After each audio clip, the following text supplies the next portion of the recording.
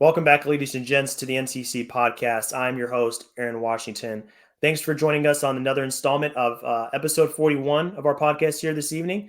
It's August, guys, so we know that sometimes the news can be a little bit slow to come in and looking for some content to kind of sink your teeth into. But that's what we're here to do this evening is to give you guys a little bit of content to feast on until we get to training camp and the preseason. And, we're taking it one step at a time.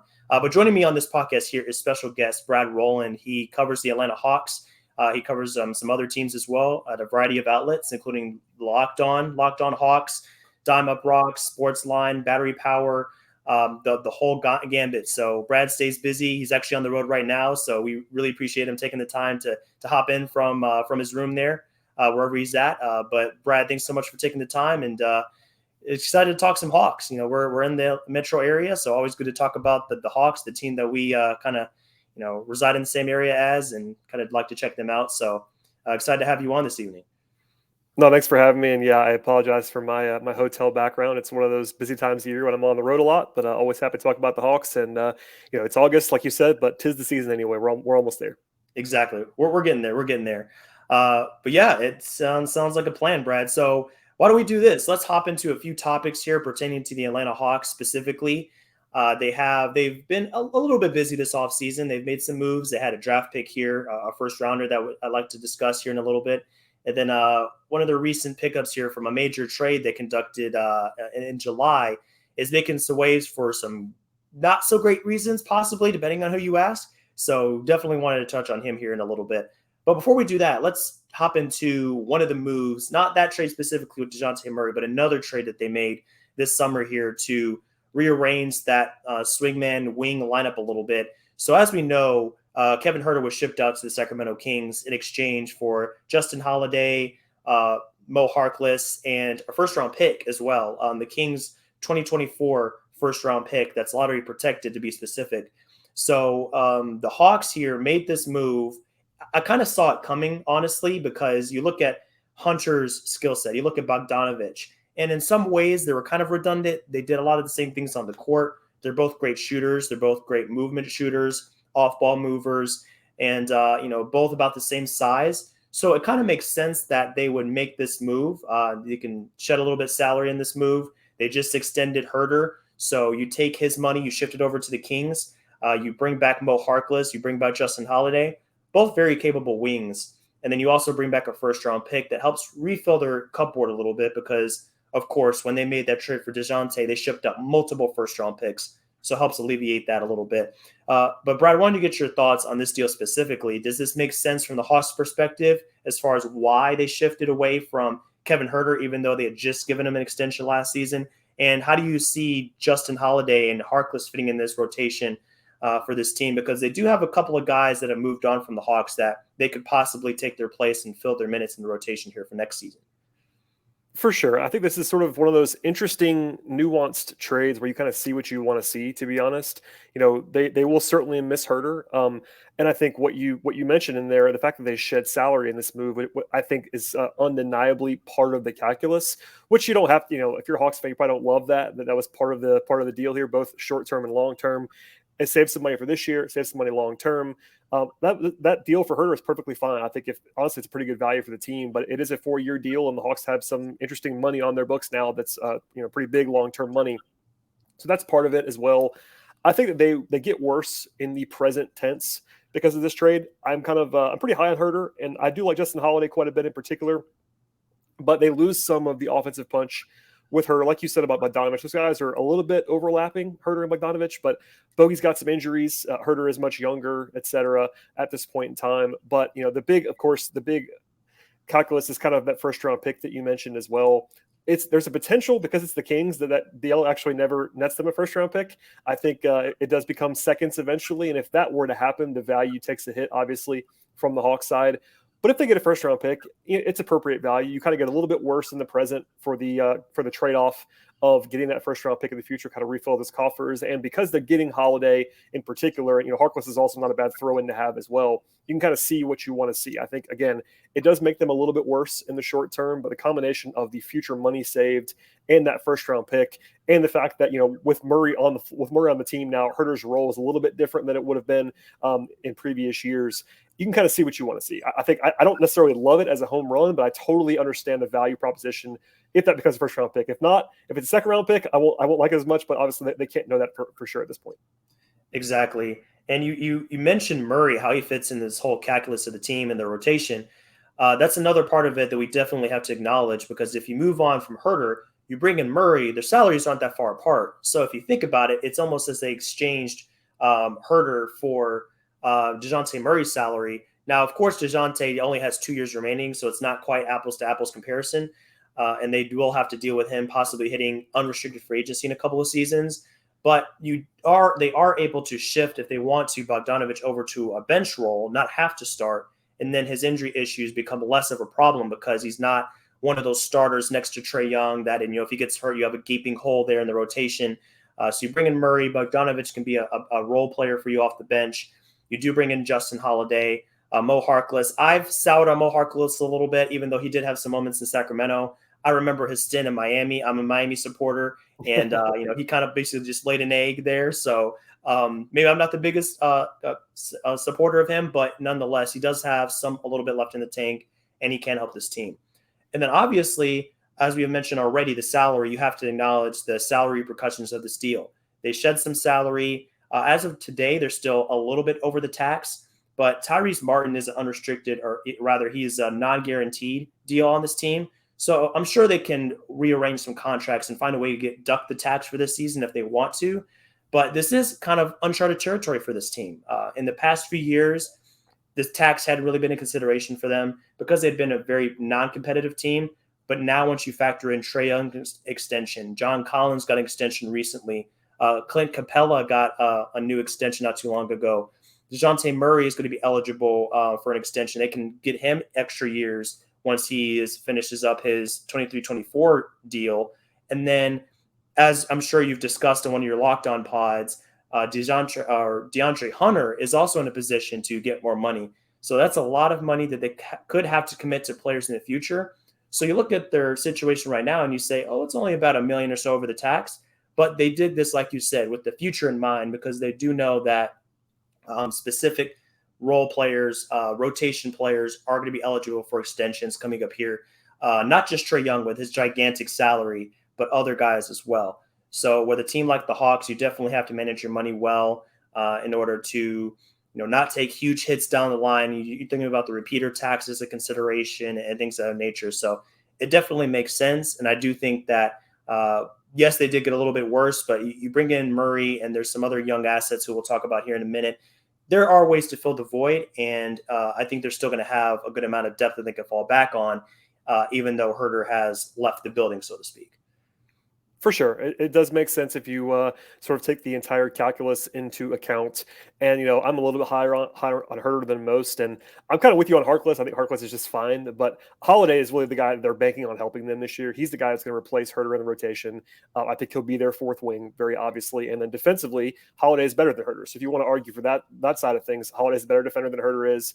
And obviously, you're replacing a lot of offense with Murray. So I still, I'm not A+ on that deal from the Hawks standpoint because of just undeniably how much the money was a factor there. But it certainly can be fine for them, especially taking the first round pick and sort of back for him. And I think that in general, if you just take a step back, ignore everything else, and say they're trading Herter for a first round pick, that's appropriate value for Kevin Herter. I like him, but if you get a first round pick for a guy on a pretty good contract, that's in a vacuum a pretty solid move. Sure. Yeah, I'm with you on that. And like you said, I mean, it might not end up being a first round pick. It is lottery protected. So knowing Sacramento, that could, be a detractor for the value of the deal for the Hawks. But nonetheless, I mean, that's pretty good value. And they are getting rotation players in the deal. And I'm sure that the Hawks management team looked at that pick and the potential that it could get kicked, to future years, and it could convert into a second. And I think that's why they wanted to bring in a couple of rotation players on top of that to kind of compensate for that possibility. Now, speaking of first-round picks, I mean, the Hawks did make a selection here not too long ago. He didn't play in Summer League, unfortunately, so we don't have quite the same idea how he could do next season compared to some other guys that did play.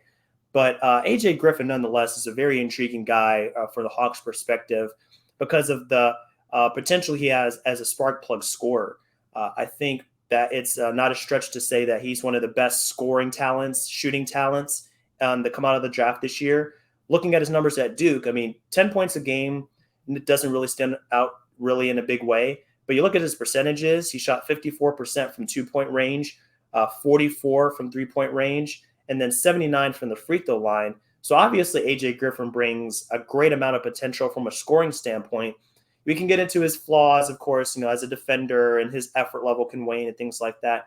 But I think as for the Hawks, looking at his potential to be a spark plug scorer, especially with Gallinari moving on from the team, that's really going to be a guy that we should keep an eye on, because he comes in and the big question is injuries. But if he can come in and be healthy, that's definitely a big boost for them. So how are you feeling about Aj Griffin so far? I know that it has been a good start. He's already injured. He hasn't played a game in the NBA yet. But I think it's undeniable that he could have a huge role on this team if he can just get healthy and just find a spot at the forward position, maybe off the bench, or maybe spend some time in the G League to really get his footing. But there is definitely a role to be filled on this team that I think he can achieve in a big way for them. How do you feel about Aj Griffin so far before his rookie season?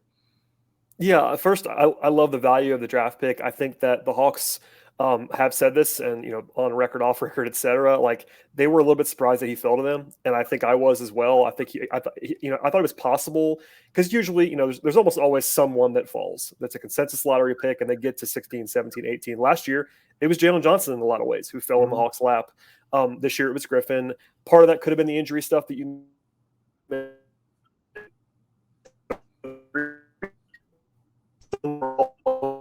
seasons.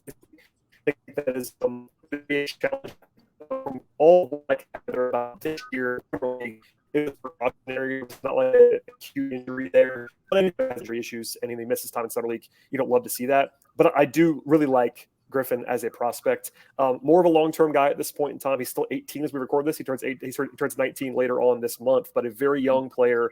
The shooting is really the appeal. Obviously, like you mentioned, the 40% plus three-point shooting. It's kind of odd mechanically, but it's pretty repeatable. And obviously, he has pedigree. His dad played in the NBA, et cetera, is a coach right now in the NBA, et cetera. But I think that taking a long-term approach, not expecting too much from him early on is probably the safest bet. I think the shooting can play right away. If they get in a situation where Bogdanovich has an injury or misses more time and they just desperately need more shooting, he might be able to give it to them. But for the most part, especially with this regime, Nate McMillan, not the most rookie-friendly head coach in his history, I think that they're probably going to take it easy with him a little bit this year. He'll probably play some in College Park in the G League. We saw that with Jalen Johnson a year ago.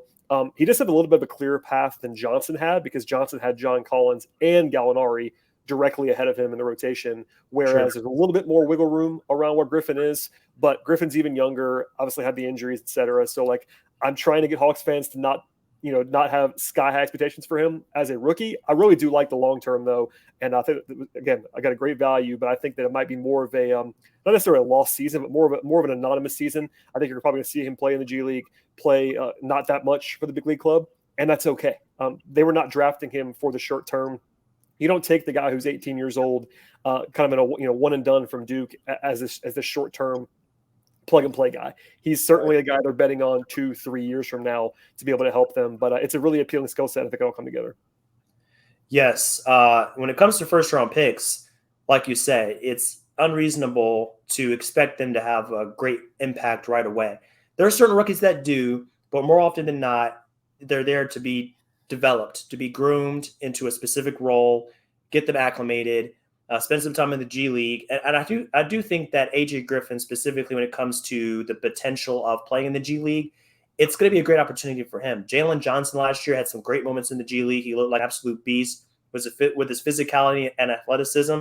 I think Aj Griffin can have the same impact with his brute strength, just being able to bully guys getting to the basket and being a strong shooter. I wouldn't be surprised if he goes in the G League and dominates just because he has those athletic tools, if he can stay healthy, of course. But the great thing about the G League today, and I'm sure you've noticed this, is that it doesn't have that stigma that it used to have when it was the D League and it was looked at as a second-rate league and you would get demoted to go down there and toil away. I think today's NBA looks at it more of like it's an opportunity to play.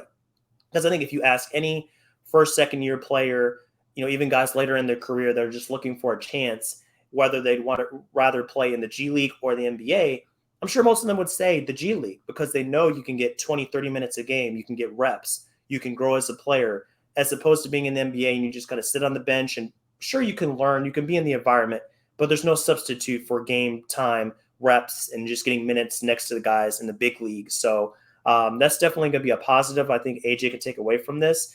And, it could be a very strong situation for him. So I'm excited to see that.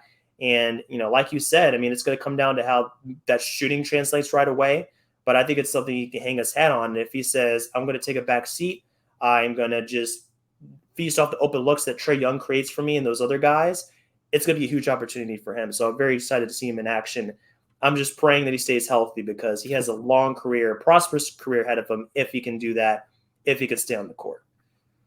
Totally agree, and like you said about the G League, like I remember, I won't name names. I remember covering a couple of first round picks that did not love going to the G League, and I think over the last several years, you've seen, especially for non-top 5 guys, like it's kind of expected, and teams talk about it more often. They talk about it more openly. I remember, like basically at the intro press conference for Aj Griffin, there was a reference to the G League.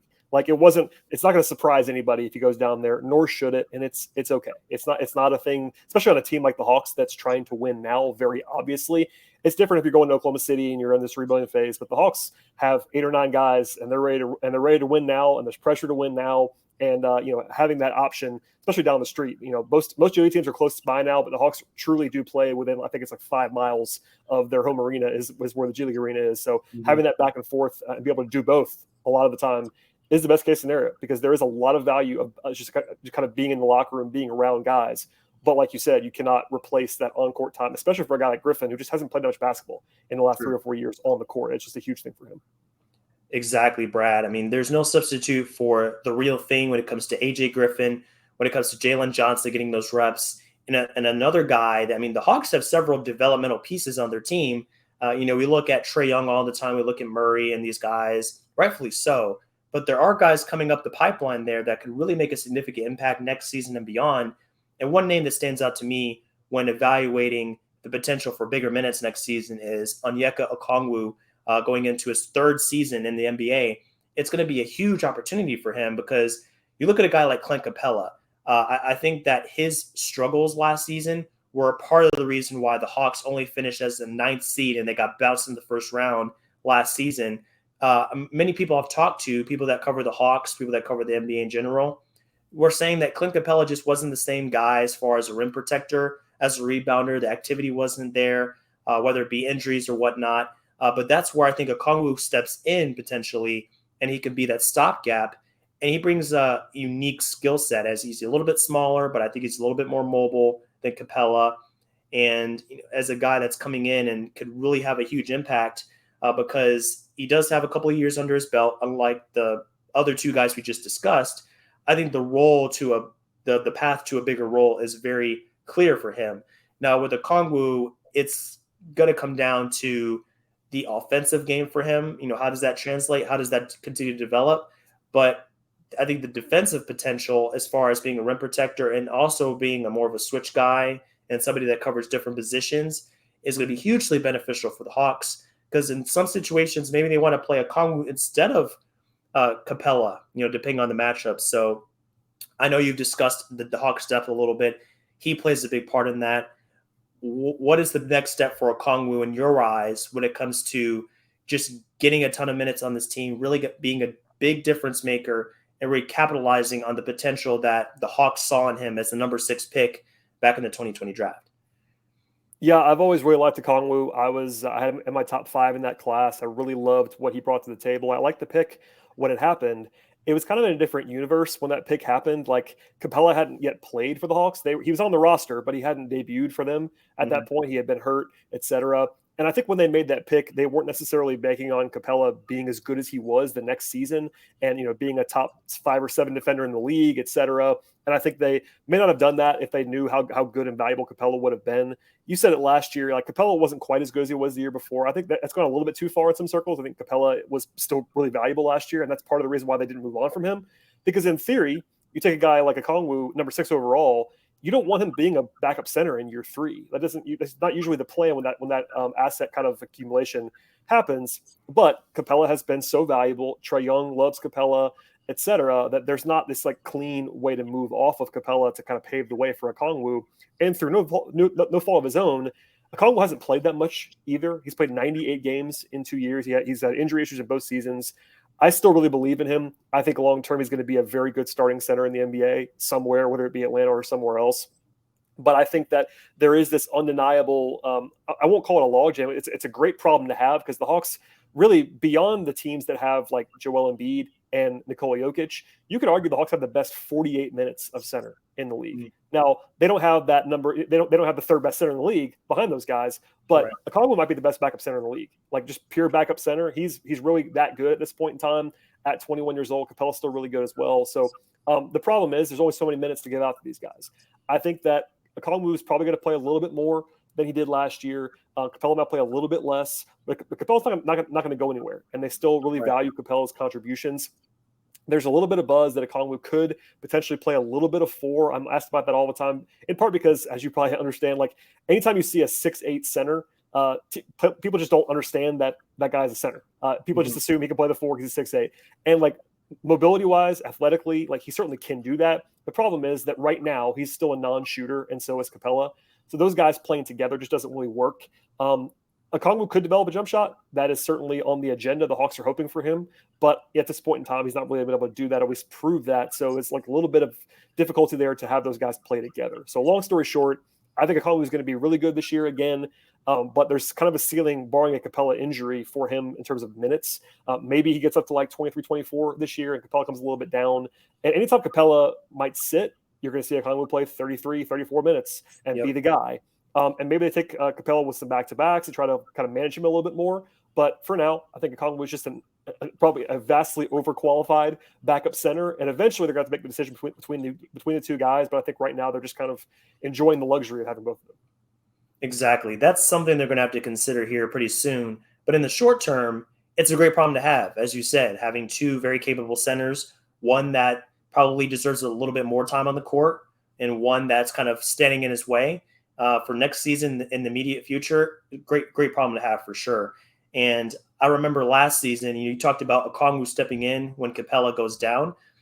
I'm a huge fantasy basketball player, and I would put Okongwu on my watch list. And whenever I saw news that Capella was day-to-day, I scooped up Okongwu immediately because I knew that he was going to step into the void and play 30-plus minutes. And, he could put up a double-double in his sleep, 12 points, 10 rebounds, a few blocks. No problem for him. Because of his activity, how much he just loves to be everywhere on the court whenever he can. So 100% agree on that point. And looking at Capella's minutes from the past few years, I went back to, I think, the 2018-19 season. Since then, he's been playing about 30 minutes a game. He topped out at about 32 minutes per game. But last season, it came down to 27. So I think going forward, it's reasonable to assume that Capella is going to have a slight reduction in his minutes. I would expect him to be at that mark again, about 27 minutes, allows Okongwu to come in and play more minutes. And it also alleviates the risk of Capella suffering more injuries. Capella's not an old guy. He's in his late 20s. He's going into his age 28 season, I believe, right here. So he just turned 28 back in May. So he does have a long career ahead of him, but he does have nagging injuries with his foot and things like that. He can have an ankle roll. So it's kind of like a Bogdanovich type of problem where very capable starting level player, you just don't know how many games you're going to get out of him in any given season. So it's a good idea to have somebody behind him ready to take up the reins and provide some really solid minutes in the event that does happen for sure. And I'm glad that you addressed the play at the 4 possibility, because one of the things that popped into my mind when we were discussing this is like, what about playing him at the 4? And that's the NBA today. You want to envision every guy playing at a different position. We place the 1. Can he play the 2? He plays the 2. Can he slide to the 3? And then, you want to mismatch in all that kind of ways. So that would be an interesting experiment that I think the Hawks could attempt at some point to see how that works. It may be clunky, but, I think it's worth a shot to see how he plugs in there because he is pretty versatile. And I'm with you on the belief that he could obtain a jump shot. So Hawks have pieces to mix and match. They have some minutes situations to work out. But when you're aiming for a championship and you're pushing all your chips in, that's where you want to be. You want to have too much instead of too little. And I think that's a huge benefit for the Hawks are trying to go. For sure, and there are some centers that he could play with. Honestly, Okongwu, if you paired him with a guy who was more of like a corner 3-point shooter, like a Miles Turner type guy, you could have Okongwu play with the center. It's just that they're both non-shooters, and that's the challenge of it right now. But and also they have John Collins, who's this really really good. They're very similar in a lot of different ways. Collins is obviously a lot more polished and a little bit more skilled on offense, but like the fact that they already have that kind of guy to play at the 4, it's not like they're giving a sort of a different wrinkle with Okongwu. Okongwu's better in certain ways than Collins, worse in some ways than Collins. But I mean, that 3-headed monster is really effective. And I do think that we'll see a lot more Collins this year too without Gallinari on the roster. So the front court, if they're all healthy, is pretty loaded for Atlanta, which is a nice problem to have, like you said. They're extremely loaded. They have tons of depth ready to go and take aim at the rest of the Eastern Conference, which begs the question, where do they fall in the hierarchy of the East? The Sixers have been on the move. They made a ton of moves so far. The Bucks have won a championship recently. They're definitely not to be underestimated. The Chicago Bulls have a ton of talent. The Heat are still looming. I mean, there's teams everywhere in the East. This isn't the East of 2014, 15, where you had teams that were at 40 wins, coming in as the 6th seed. I mean, those days are over. It is a legitimate competition from 1 to 10, 11, 12. And just wanted to discuss here real quick where the Hawks could possibly fit into this. Obviously, last season, they took a step back. They regressed. They were first round out. That's, I'm sure, not where anybody expected them to end up. I mean, myself, I projected them to be a 3 or 4 seed going into the playoffs. So finishing under the top 8 was definitely a surprise for me. But going into this season, obviously, they're really pushing all their chips in. They're going all out towards being a title contender. You get Dejounte Murray in the fold. You make some moves to shed salary. They still have a ton of draft picks. So, I mean, the Hawks are in prime position to make moves in this next season. There's no doubt about that. Trae Young continues to develop as a player. He's going to have his shortcomings. He's undersized a little bit, so, I mean, he's going to have defensive issues. But there's no denying that Trae Young is one of the premier offensive players in our league. And you go down the list, and you just see contributors, honestly, probably through about 10, 9 or 10, they have solid contributors at every position. So for the Hawks, I think we've discussed this before. The expectation is to not just be a playoff team, but to be a deep playoff team, have an eye on the finals. I mean, they weren't too far off from the finals a couple of years ago, and really just see how far Trae Young can take this squad. So, looking at these different teams, I don't want to put the pressure on you to rank them because, that's just a tough exercise when you discuss the Nets and teams like that. But just kind of brainstorming, just thinking about where this team can end up. I'm just curious to hear your thoughts on this. You cover the team pretty closely, and you saw the ups and downs from 2 years ago to last year and then back to this year. I think hope, optimism is sky high. How high can this team go? Do they need another piece to contend for a championship? Are they ready to go right now? How close are they to the promised land with Trae Young entering his prime years in the NBA here? Yeah, it's really interesting. I think that 2 years ago, obviously, you can't apologize. You shouldn't apologize for making a conference finals. Like, they were a team that made a run that was not expected. I thought they were undervalued that season. They got really hot. I thought they were going to win that first round series against the Knicks, but no one had them beating Philly. No one had them sort of pushing Milwaukee in the conference finals, and that all happened. And that led sort of predictably to expectations, at least locally, that were a little bit too high last year. Even then, they underachieved. You said it last year. They were not the team that we thought they were going to be necessarily. They found it at times. I think to answer the big picture question, this is not a contender for a title yet. I think they're still a piece, maybe 2 away from that. Murray is a huge addition toward that goal. But I think taking a step back, like from my local side of things and covering the team every day, like I don't think you're going to see anybody put the Hawks in their top 3 probably projections for this season. Maybe as high as 4, but probably more in that 5 to 6, 5, 7 range, something like that. Generally speaking, everyone's going to pick Boston ahead of them, and Milwaukee ahead of them, and Philadelphia ahead of them, probably Miami ahead of them too. And then Brooklyn, you sort of referenced them, but they're a giant wild card as we record this with the KD stuff. But no one knows. Yeah, I mean, something like in that range with Toronto, maybe in that 5 to 7 range. I think Toronto is like the most comparable team to Atlanta in terms of like overall projection for me. But the Hawks are better than they were last year on paper. And I've said this before, and I do mean it. I think the Hawks have more talent right now on their roster than they had at any point in the Trae Young era. and that includes 2 years ago. At the same time, in my heart of hearts, I don't think that team was actually a quote unquote conference finals level team. They made the conference finals, and there's no taking that away from them. But like objectively, I don't think people that study this stuff would say that was a top 2 team in the East that season. They got hot at the right time, and there's no shame in that at all. But I think that they are better now than they were then, but the East is better now. And also, they're still not quite on that level of like your Bostons and your Milwaukee's in my mind. Boston's particularly loaded after last year, and they've even improved their roster. So, I think long term, there's still a lot of reason to be excited. I even think short term, like it would not stun me if the Hawks were the 3 seed this year. I won't pick that probably coming into the season, but this is a team that has that top 4 upside for sure for this season. And they're set up if they want to be aggressive. Like there's a reason they did not trade their short-term picks in that Murray trade. Those are all the long-term picks. They're still going to potentially use those picks to try to win now. There is some internal pressure. It's been reported, it's been talked about, but the ownership wants to win immediately. So we'll see what that all looks like. But they're not quite a contender yet. They're on the right path. They have the superstar in place in Trae Young. They have the number 2 guy now in place with Murray. That's a good place to be. And, they're not perfect necessarily, but I think that there's a lot of reason to be excited. And I think for me, like, I'm probably going to have them in that, 4 to 6 range going into the season in the Eastern Conference. And that'd be a huge improvement from last year because just avoiding the play-in in the East is not going to be easy. There's going to be a good team or 2 in the play-in in the East this year. And hopefully the Hawks are not one of those teams if you're a Hawks fan. But I think that it's going to be very interesting to see where they land. But this is a talented roster that's certainly capable of pretty interesting things. Yeah, I mean, I think it speaks to the strength of the Eastern Conference that they made a move of this caliber.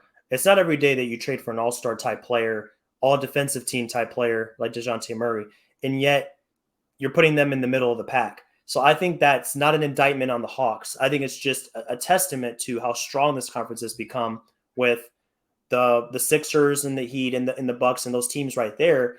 It's just incredible how versatile the top of the Eastern Conference is today as it stands with all these teams making these moves.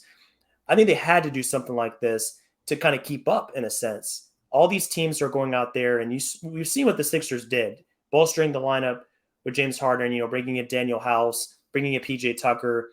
Everybody's trying to gain an edge in any way they can, any little move to put themselves over the top.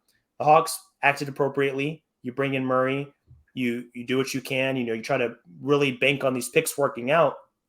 And from my perspective, there are 2 aspects of where the Hawks stand today that could really determine if they could take the next step.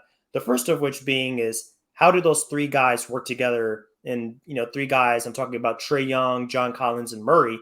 They've been playing together in the Prem a little bit. I watched them a couple of weeks ago when they played. I think it was the Drew League where they got some minutes in together, had some great moments. So, I mean, these 3 guys, I like that they're trying to gain chemistry early, trying to get a feel for how they all play together, because it is going to be an adjustment. Dejounte Murray in San Antonio last year, he played a lot on the ball. He was the main guy that was going out there and getting buckets for them, facilitating, making things happen. Obviously, now you play with Trae Young, you're not going to be the focal point. Trae Young every season is going to have a sky-high usage rate. That probably is going to come down a little bit because Dejounte does need the ball in his hands a little bit to be successful. But there is, I think, a balance that needs to be struck between these 3 players that they're not quite used to trying to achieve as of today. So I think that comes together. That's going to play a big part. And then also this young talent that they're banking on, Aj Griffin, the next year or 2, how does he progress? Jalen Johnson, is he ready to take the next step after an extended stay in the G League? And then Okongwu, is he ready to come in and play 30 plus minutes against starting centers and have a huge impact as he has as a reserve? So a lot of different ways to look at this, but I think at the end of the day, the Hawks are in a great place. And I think that even though they might not win a championship this season, they are taking all the right steps, making the right moves.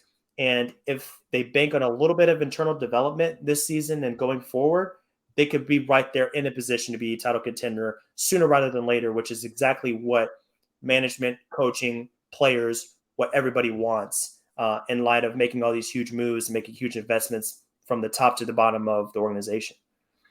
For sure. And optimistically, you could say, look, they added, like you said, they added Murray. He's a top 35, 40 player in the league conservatively. They bring back basically all of the nucleus from last year minus Kevin Huerter. And, obviously going from Herter to Murray is a nice upgrade overall in terms of overall talent level. And like, there's no one on the roster right now, as far as the key guys, who is getting to a point age-wise where you're like super concerned. Like Capella and Bogdanovich might have seen their best days in the NBA potentially, but they're not like post-prime. They're kind of late prime guys. And everybody else is either in their pre-prime or current prime, and they're under contract. They have no pending free agents after this season coming up. Everybody's locked up for at least 2 more years. There's a lot of room to grow. Eventually, they're going to have to get something out of a Griffin type or a Johnson type. I think the X factor that I should say out loud on this podcast is DeAndre Hunter for this season. If Hunter makes a leap, that would be huge for them. Mm-hmm. I've always liked Hunter a lot, but his third season was not particularly good. If you watched him day to day, the metrics did not like it either. I still buy the talent, and I think that with a full offseason to get better into year 4, et cetera, he's a huge piece of this roster. He's not as good as Trae Young or Dejounte Murray, but in terms of like guys who will dictate how good they are this year, I would circle and star and highlight DeAndre Hunter, because if he's good this year, the Hawks will be very, very good. If he's the guy he was last year, that kind of caps their ceiling a little bit, because they need him at the 3. He's kind of their only full-time 3 that's on this roster right now. So not to go down a huge rabbit hole there, but he is a guy that I should have just mentioned earlier. Like, he's a very, very interesting piece of this roster who is still pretty young, former top 5 pick, et cetera. So they have a talent. If things go well, you can look up and see them win 55 games this year, and it wouldn't like completely stun me. But, obviously this is the same team that was a play-in team a year ago. And while Murray definitely helps that, he doesn't single-handedly take them from being the 9 seed all the way up to the top 4 by himself. That's not realistic necessarily. So they have to have some team growth. And obviously it all starts with Trae Young, and Trae Young was awesome last year, and we'll see if it happens again. Yeah, Brad, I'm glad you brought up DeAndre Hunter and his impact on this team, potential impact for good or bad, because it looks like the Hawks are going to roll the dice with him in restricted free agency next year. Haven't heard anything about him getting an extension, which makes sense because, like we mentioned, this last year wasn't a great look for him. As a down year, I don't think, that he put a lot of faith in the organization based on what he did. And then plus you look at the injury concerns, it just doesn't really make sense to extend him as of today. So he's definitely going to have to bank on himself a little bit going into next season. And he's really going to determine the fate of this team. I mean, I agree with that wholeheartedly. And he's going to make or break this in several different ways. As a wing defender, they really need him in that role. I mean, that's been a shortcoming of the Hawks for many years, is defensively just having an anchor, perimeter at the rim, somebody that can kind of deter guys from really making their moves to the rim. So he's definitely going to be a big X factor for them. He's going to be a guy that we need to keep an eye on. Can he stay on the court? And then can he regain his form from 2 years ago? I'm sure you remember, a couple years ago, he looked like an all-star at times. He was putting up 20-plus point games, and he was creating his own shot very well. People didn't expect that. He looked awesome. So really hope he can return to that form and give the Hawks a boost on both ends that I think they could really use from that wing position. But one last topic I wanted to cover here with you on this podcast is one that's a little bit more of the drama. So this isn't going to be as technical or as in-depth as the previous topics that we've covered, but I think it's worth acknowledging, worth talking about, because it is interesting and it is a little concerning from my perspective. Looking at Dejounte Murray in these pro-am games, he's playing in the crossover. I believe he's playing in the Drew League. He's been making his rounds. The feud with the feud, I'm not sure if it's legitimate, with Banchero has been well talked about across every media platform imaginable. But it's just interesting that all of a sudden, we just haven't seen this before. I know it's pro-am. There's going to be things that people do that you don't see in the regular season. But still, it's like he was one player. You didn't see anything that was, showboaty or anything like that about him. And then all of a sudden, this summer, he looks like he's acting like he's the LeBron James or Kevin Durant, where he can, school everybody that he comes to contact with. So wanted to bring that up real quickly here. It doesn't have to be something we draw on for too long, but I think there's different ways to look at this. Is it an arrogance thing? Is it a confidence thing? I was talking to my coworker about it earlier. I think there's a good part about this. It could spur him. It could light a fire to where he really wants to make a statement of his new team. I respect that. I really like that approach about him. But at the same time, there are certain lines that it looks like he's kind of starting to cross a little bit when it comes to respecting the game and playing it the right way. So a lot of different ways to look at this, but how do you see this, and how does it play out to you in terms of what you've seen from him on the court in a very, very informal setting in these different venues this summer? Yeah, I mean, first, my overall take is that I don't really care. It's one of those things where like I get some of the discourse that's out there. I think the programs, I think it's mostly it's August for the most part. Like it's one of those things where there's not that much to talk about, and I think that because there's the the Instagram thing in particular with Paolo and all that stuff, it kind of gets more attention than it would have.